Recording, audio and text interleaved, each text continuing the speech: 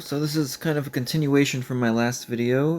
The guy that I was responding to, I asked him for evidence for his claims, and then he ended up blocking me, just making baseless claims, pretty much just being condescending. But since that's over and done with, he blocked me, so there's no more point talking about that.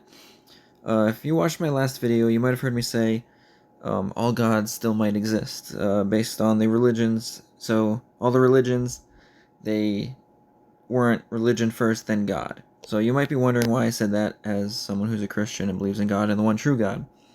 So these are what angels look like, described as in the Bible. They look pretty creepy. Especially this one, as he's colored in. Now I got all these off of Google's images, just looking up biblical accurate angels. So feel free to look at those. It's pretty cool.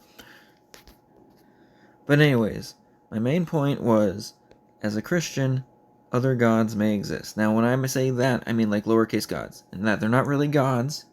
They are angels or demons, that were deceived, and religions came about worshiping these false gods because they're not God, they're not gods, they're just angels and demons. And then even God says, you shall have no other gods before me. He's a jealous God. You shall have no other.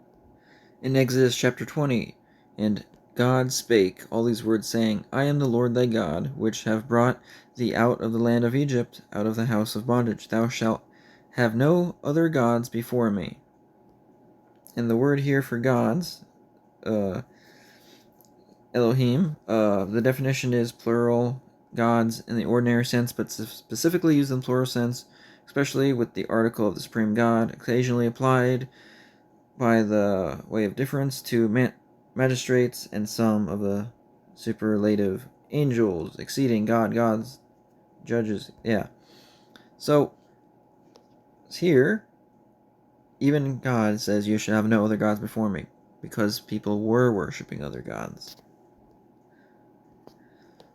So when I said that, I was talking about angels and demons and all the religions that worship other gods.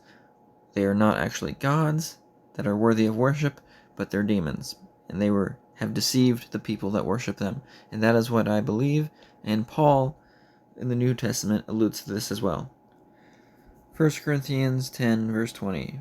But I say that the things which the Gentiles sacrifice, they sacrifice to devils, and not to God. And I would not that ye should have fellowship with devils. In the definition for devil, the word is daimonion, which I probably mispronounced, but the derivative of a demonic being, by extension a deity, devil god.